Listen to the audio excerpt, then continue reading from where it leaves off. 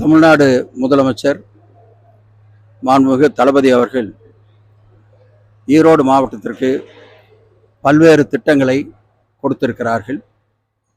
அதில் பல கட்டிடங்கள் கட்டி முடிக்கப்பட்டிருக்கிறது.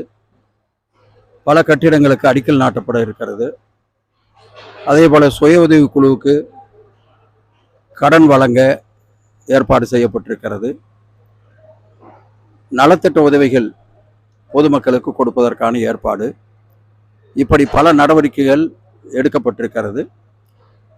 இந்த நலத்திட்ட உதவிகளை கொடுப்பதற்கும் கட்டிடங்களை திறந்து வைத்து மற்ற கட்டிடங்களுக்கு அடிக்கல் நாட்டுவதற்கும் நம்முடைய விளையாட்டுத்துறை அமைச்சர், திராவிட முன்னேற்ற கழகத்துடைய இளைஞரணி செயலாளர் ஈரோடு வர இருக்கிறார்கள்.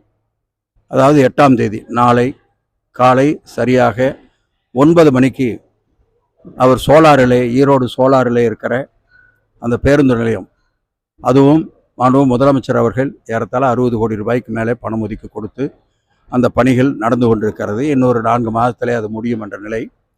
எனவே அந்த வளாகத்திலேயே இந்த நிகழ்ச்சியை நடத்துவதற்கான ஏற்பாடு செய்து உதயநிதி அவர்கள் வந்து அந்த நிகழ்ச்சியிலே கலந்து கொள்ள இருக்கிறார்கள்.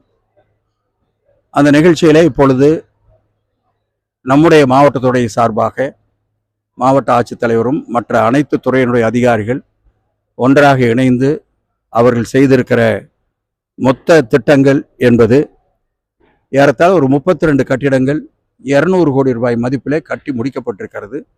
அந்த கட்டிடங்களை திறக்கிற நிகழ்ச்சியும், அதே போல ஒரு 34 கட்டிடங்களுக்கு அடிக்கல் நாட்டுகிற நிகழ்ச்சி, அதற்கு மொத்தமாக 80 கோடி ரூபாய் திட்டம் மதிப்பீடு, அதை செய்வதற்கும், அதே போல் 5000 மகளிர் சுய உதவி குழுவுக்கு மொத்தமாக 90 கோடி ரூபாய் அவர்களுக்கு கடனுதவி வழங்குவதற்கான ஏற்பாடும் செய்யப்பட்டு அது நாளைய தினம் அவர்களுக்கு கொடுக்கப்பட இருக்கிறது. இது இல்லாமல் மற்ற பயனாளிகள் ஒரு 8000 பேருக்கு இந்த அவர்களுக்கான உதவிகள் வழங்க இருக்கிறார்கள். ஆக மொத்தத்திலே ஏறத்தாழ 350 கோடி ரூபாய்க்கான திட்டங்கள் நாளைய தினம் மாண்புமிகு அமைச்சர் உதயநிதி அவர்கள் கலந்து கொள்கிற நிகழ்ச்சியின் மூலமாக இந்த மக்களுக்கு அர்ப்பணிக்கப்பட இருக்கிறது. இதில் எங்களுக்கு ஏற்பட்டிருக்கிற மகிழ்ச்சி, நம்முடைய ஈரோடு மாவட்டத்திற்காக மாண்புமிகு முதலமைச்சர் அவர்கள் தொடர்ந்து பல்வேறு திட்டங்களை கொடுத்து கொண்டே இருக்கிறார்கள். எனவே அதை திறந்து வைப்பதற்கும் அடிக்கல் நாட்டுவதற்கும் தொடர்ந்து இது மாதிரியான நிகழ்ச்சிகளை நாங்கள் நடத்தி கொண்டிருக்கிறோம்.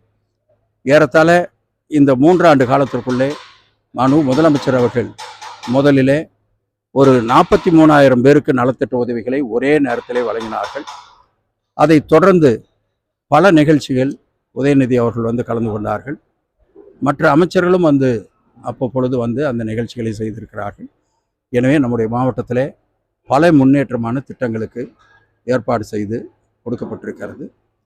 குறிப்பாக இந்த இடத்தை எடுத்துக்கொண்டால், சோலார் பஸ் ஸ்டாண்டை எடுத்துக்கொண்டால், அந்த பேருந்து நிலையம் ஒரு மிகப்பெரிய அளவிலே அந்த பணி நடந்து கொண்டிருக்கிறது.